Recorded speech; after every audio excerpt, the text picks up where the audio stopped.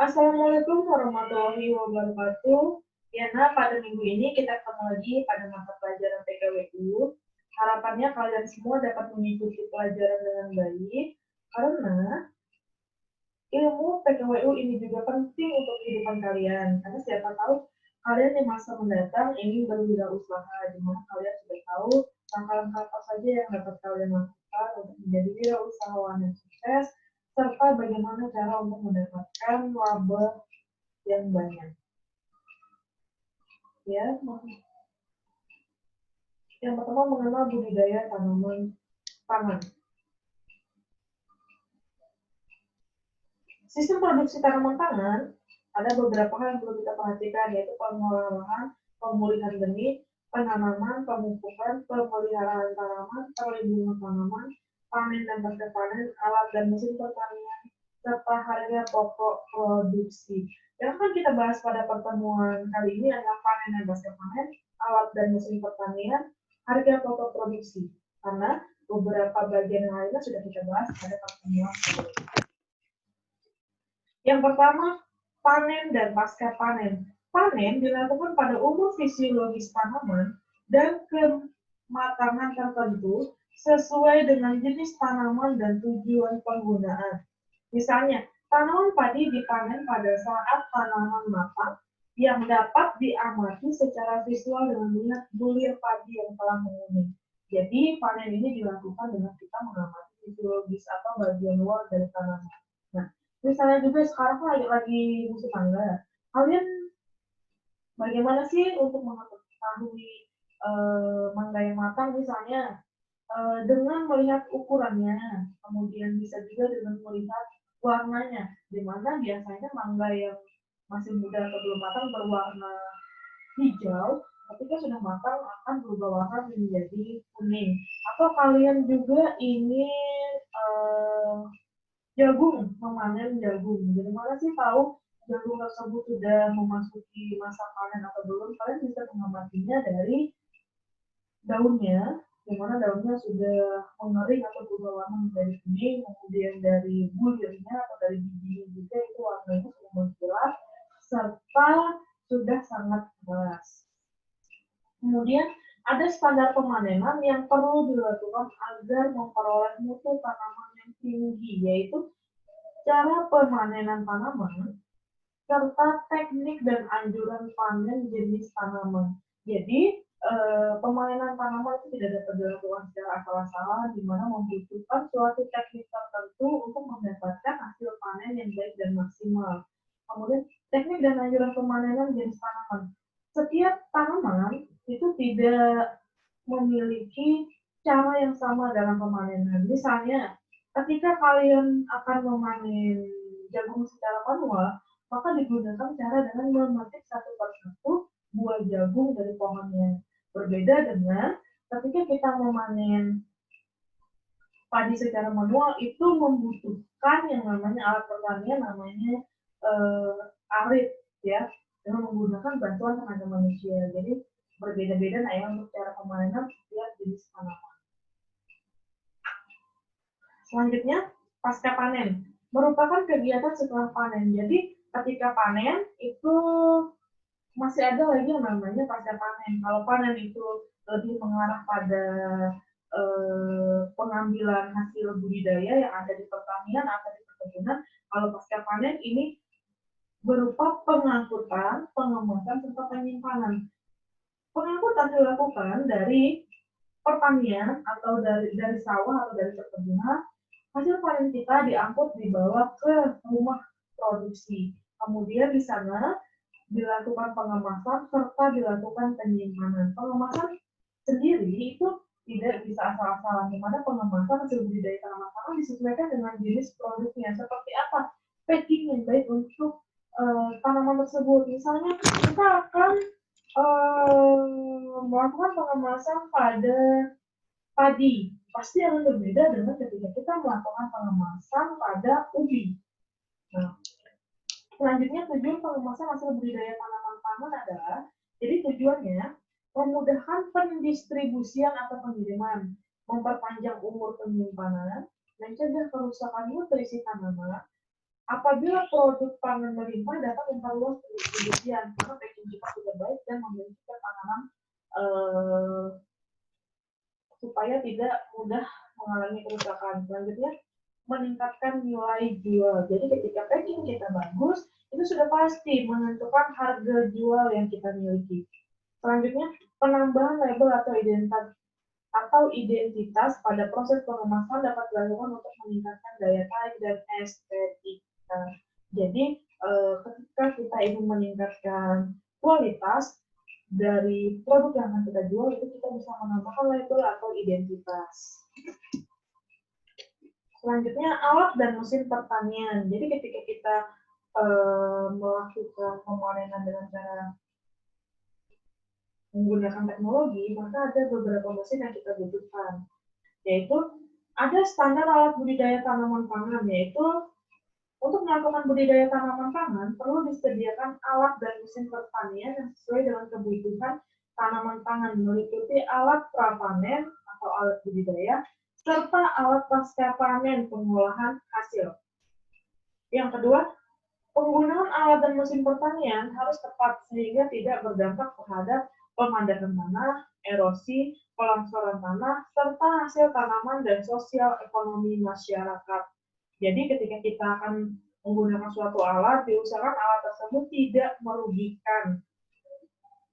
Yang ketiga, peralatan dan mesin pertanian perlu dijaga dan dirawat dengan baik. Yang keempat, peralatan dan mesin pertanian yang terkait dengan pengukuran harus dikalibrasi secara berkala, misalnya timbangan untuk mengukur besarnya hasil panen. Mengapa perlu dilakukan kalibrasi? Yang namanya kalibrasi itu mungkin kalian bertanya, apa sih itu kalibrasi? Kalibrasi itu menentukan titik nol pada suatu timbangan untuk menghasilkan hasil timbangan yang sesuai dengan bobot dari tanaman tersebut, bobot dari hasil panen tersebut. Jadi perlu dikalibrasi supaya tidak terjadi selisih antara bobot yang sesungguhnya dengan hasil ukur menggunakan suatu alat atau mesin. Nah, ini beberapa contoh alat dan mesin yang dibutuhkan dalam budidaya tanaman pangan. Bisa kalian lihat, di sini ada mesin untuk melakukan penyemprotan atau alat yang digunakan petani untuk melakukan penyemprotan tanaman, seperti penyemprotan hama, disinfektan, atau digunakan untuk kegiatan budidaya lainnya. Kemudian di sini ada traktor atau alat untuk membajak sawah supaya tanah itu menjadi gembur ini. Kemudian di sini juga ada untuk buat menyemprot tanaman juga. Nah, di sini ada alat bisa digunakan untuk pemotong rumput atau untuk melakukan pemanenan pada beberapa jenis tanaman ini secara manual. Kemudian ini mesin pompa air. Ini bisa digunakan untuk melakukan pemompaan air apabila kita ingin melakukan pengairan pada tanaman padi. Kalian sudah tahu ya, setiap tanaman juga itu memiliki lahan atau membutuhkan lahan yang berbeda-beda. Seperti tadi, ibulannya seperti padi, itu membutuhkan lahan yang becek hingga berair, sedangkan jagung itu membutuhkan tanah yang basah tapi tidak berlumpur. Kemudian ini juga merupakan alat pemotong rumput, serta ini alat untuk pemotong pohon. Nah, di sini ada suatu alat, ini bisa digunakan untuk membersihkan gulma. Gulma itu rumput atau tanaman pengganggu yang ada pada tanaman. Nah, ini namanya cangkul, ini bisa digunakan untuk mencangkul sawah, dan ini sekop, serta di sini ada arit atau celurit digunakan untuk bisa untuk memangkas tanaman yang dipanen, misalnya memangkas batang jagung, atau digunakan untuk aktivitas pertanian dan perkebunan lainnya.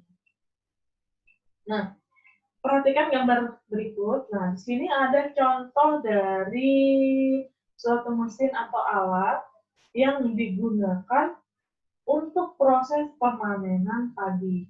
Kurang lebih mesinnya seperti ini. Sedangkan ini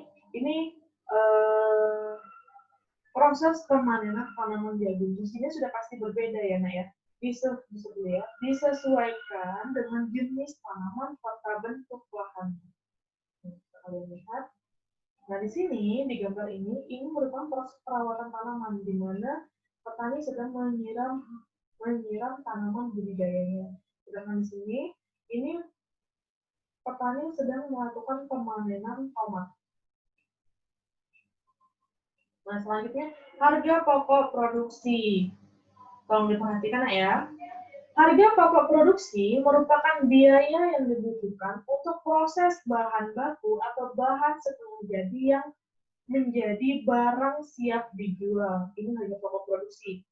Dalam usaha budidaya tanaman pangan, harga pokok produksi dipahami sebagai seluruh biaya yang dibutuhkan petani mulai dari pemilihan lahan, penyediaan bibit, sampai kegiatan pasca panen sehingga produksi pertanian siap dijual. Ya, jadi harga pokok produksi itu dalam budidaya tanaman itu sangat diperlukan, di mana petani itu memerlukannya dalam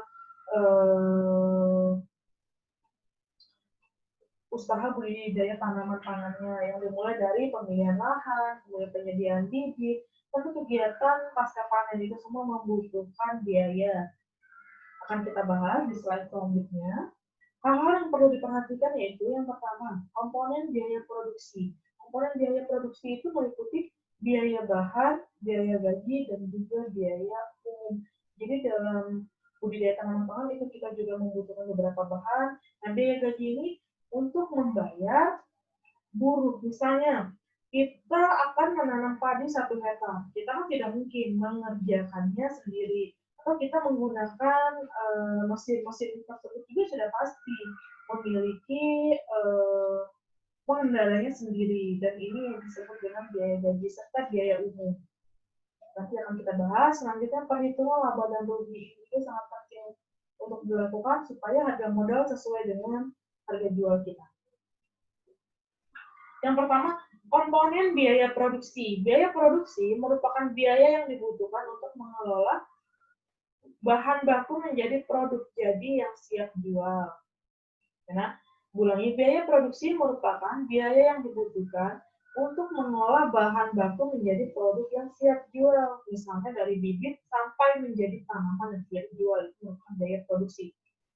Secara umum, biaya produksi dibagi menjadi 3 komponen. Yang pertama, biaya bahan baku atau biaya variabel. Biaya bahan adalah biaya yang dibutuhkan untuk pengadaan bahan budidaya tanaman pangan. Biaya bahan termasuk dalam biaya variabel yang besarnya dipengaruhi oleh jumlah produksi bahan di lingkungan. Semakin banyak jumlah produksi unit, maka semakin banyak biaya yang dibutuhkan. Misalnya contohnya gini, kalian ingin melakukan budidaya tanaman padi dengan luas 1 hektar. Kemudian teman kalian ingin membudidayakan tanaman padi dengan luas 1,5 hektar. Sudah pasti biaya bahan bakunya berbeda. Dimulai dari bibitnya sudah pasti berbeda. Kemudian pupuk yang dibutuhkan juga berbeda. Obat untuk hama dan juga disinfektan lainnya juga sudah pasti berbeda. Ya, jadi biaya bahan itu menyesuaikan dengan luasnya lahan budidaya tanaman kalian. Selanjutnya, bahan merupakan komponen produksi yang habis dipakai. Karena bahan itu komponen produksi yang harus dipakai.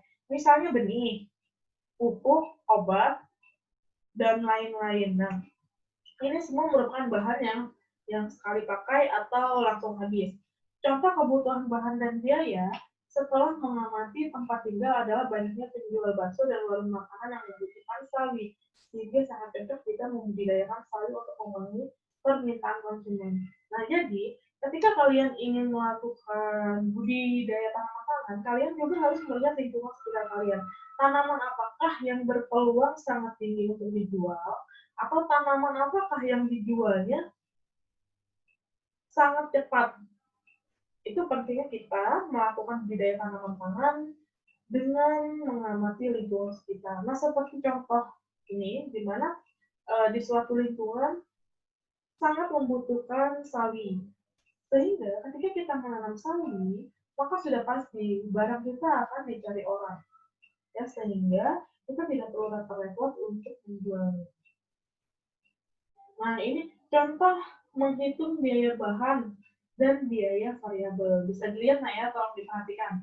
Nah, ini contoh kebutuhan dan misalnya biaya bahan. Ini contoh untuk membudidayakan tanaman sawi sebanyak 100 polybag. Kita menggunakan polybag, tidak menggunakan suatu lahan pertanian atau perkebunan. Yang pertama yang harus kita buat list, jadi ketika kita ingin menghitung biaya bahan, kita itu harus membuat suatu list atau membuat suatu daftar barang apa saja yang akan kita beli, harganya berapa, supaya kita tahu modal kita itu berapa. Yang pertama, di sini ada polybag, ya. Kita akan membeli polybag, satu polybag harganya Rp750 dikali 100 polybag, karena kita akan membudidayakan tanaman sawi di dalam 100 polybag. Harga satu polybagnya itu Rp750. 700 kali 100 sama dengan Rp750.000. Yang kedua, tanah media atau pupuk media. Nah, di sini kita menggunakan tanah yang sudah diolah, yang sudah berisi pupuk kandang, tanah serta sekam, ya. Jadi di sini kita tidak mengolah sendiri tanahnya, tapi kita membeli. Dan per saknya atau per karungnya itu harganya Rp5.000. Untuk budidaya 100 polybag kita membutuhkan 10 tanah atau 10 sak tanah, sehingga 5.000 dikali 10, 50.000. Dan kita juga membutuhkan benih. Untuk 100 polybag kita membutuhkan satu pak benih yang harganya 7.500. Kemudian kita juga membutuhkan pupuk organik untuk 100 polybag itu 20.000. Selanjutnya kita juga membutuhkan pestisida organik yang harganya 12.000. Jadi kita total dimulai dari polybag, tanah atau pupuk, benih, pupuk organik, pestisida organik, sehingga semuanya totalnya itu ada 164.500. Nah, ini biaya bahan yang kita gunakan. Nah, ini ya, karena ini contoh rincian anggaran untuk 100 polybag. Nah, apabila kalian ingin membudidayakan misalnya 200 polybag, atau kalian ingin membudidayakan tanaman sawi ini seluas 1,5 hektar, itu sudah pasti berbeda, disesuaikan dengan lahan yang akan kalian gunakan. Nah, selanjutnya setelah kita membahas tentang biaya bahan, kita akan membahas tentang biaya gaji atau upah pegawai. Jadi tidak hanya orang di kantoran saja yang memiliki pegawai, tetapi para petani atau pekebun itu juga memiliki pegawai atau membutuhkan anggaran untuk membayar tenaga kerja seseorang. Di mana biaya untuk menggaji atau memberi upah pegawai termasuk biaya petani dapat menggunakan pekerja apabila budidaya yang digunakan cukup banyak. Jadi ini, misalnya biasanya kalau untuk upah pegawai atau yang disebut dengan buruh ya, kalau di bidang pertanian, nah upah buruh sehari misalnya 100.000 dan itu akan berlaku tetap, ya. Misalnya gini, kita ingin menanam tanaman padi seluas 1,5 hektar. Kita kan tidak mungkin akan menanaminya sendiri 1 hektar tersebut. Kita sudah pasti membutuhkan orang, di mana kita membutuhkan orang untuk mencabut bibit padi yang sudah disemai, kita membutuhkan orang untuk membajak sawah kita juga membutuhkan orang untuk membantu melakukan penanaman padi. Nah, apabila seandainya harga buruh tersebut 100.000 per hari, maka per hari kalian harus membayar 100.000 per orang. Dan apabila tidak selesai dalam waktu sehari, sudah pasti lanjut ke hari keduanya. Dan itu tinggal dikali. Jadi waktu kerja 2 hari, bayarannya 200.000 per orang. Selanjutnya, biaya umum atau biaya overhead. Biaya yang dibutuhkan untuk menunjang proses budidaya, termasuk membeli peralatan atau biaya produksi selain biaya bahan baku dan biaya kerja langsung, seperti budidaya tanaman sawi, sebagaimana contoh tersebut di atas. Ya, jadi biaya umum itu merupakan biaya yang dibutuhkan untuk menunjang proses budidaya, termasuk untuk membeli peralatan yang dibutuhkan dalam usaha budidaya. Misalnya, kita membutuhkan gembor atau spray atau sprayer penyiraman. Atau sprayer penyiraman itu bisa disebut juga kalau bahasa sehari-hari alat yang untuk menyiram tanaman. Itu harga satuannya 28.000. Kemudian kita juga membutuhkan cetak semen, ya. Kita membutuhkan 2 cetak semen untuk budidaya. Jadi 2 dikali 8.000 sama dengan 16.000. Dan kita juga membutuhkan tangki penyemprot hama. Seperti yang ada pada gambar tadi, harganya 700.000. Jadi semuanya di total untuk biaya umum ini totalnya 744.000 yang nantinya akan ditotal dengan biaya bahan untuk menghitung biaya modal. Selanjutnya, komponen biaya produksi bergantung pada besar kecilnya usaha budidaya tanaman pangan. Komponen biaya produksi dapat dikelompokkan menjadi biaya tetap dan variabel total. Biaya tetap adalah biaya yang jumlahnya tetap dan tidak bergantung jumlah besar kecilnya produksi. Biaya ini sifatnya tetap hanya sampai periode atau batas produksi tertentu dan akan berubah apabila batas tersebut dilewati. Misalnya gini, komponen biaya produksi kan meliputi biaya produksi tetap, ya, di mana misalnya dalam satu periode kita untuk menanam, di beberapa contoh yang kita menanam sawi tadi, satu periode menanam sawi yang tadi kita 100 polybag itu biayanya tetap, ya, biaya bahannya, kemudian biaya produksi lainnya itu tetap.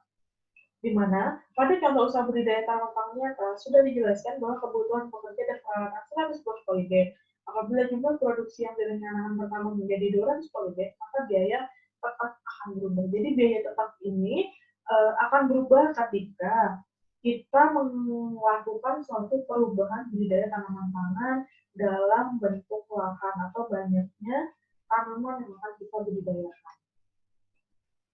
Nah, selanjutnya perhitungan laba dan rugi ini sangat penting dalam usaha budidaya, di mana laporan atau perhitungan laba dan rugi merupakan laporan keuangan yang menyajikan informasi mengenai hasil jual beli barang dan beban usaha dalam periode tertentu dalam rangka memperoleh keuntungan. Misalnya, tadi kita budidaya tanaman sawi, modalnya kurang lebih misalnya 1 juta rupiah, dan ketika panen kita mendapatkan uang 1.500.000 rupiah, maka kita mendapatkan keuntungan 500.000 rupiah dipotong, sudah dipotong dengan harga dengan biaya bahan dan juga biaya produksi. Nah, berdasarkan contoh budidaya tanaman pangan, berikut contoh perhitungan laba dan rugi. Nah, misalnya penjualan. Produksi tanaman sawi 100 polybag dari total persamaan adalah 30 kilo dan harga tiap kilogram adalah 13.000. Produk organik umumnya lebih mahal dibandingkan non-organik. Nah, perkiraan hasil penjualan sebagai berikut: 30 kilo dikali 13.000, kemudian 390.000. Oke, nah, jadi sekianlah topik kita pada pertemuan kali ini. Semoga dapat menambah pengetahuan kalian. Ibu akhiri, wassalamualaikum warahmatullahi wabarakatuh.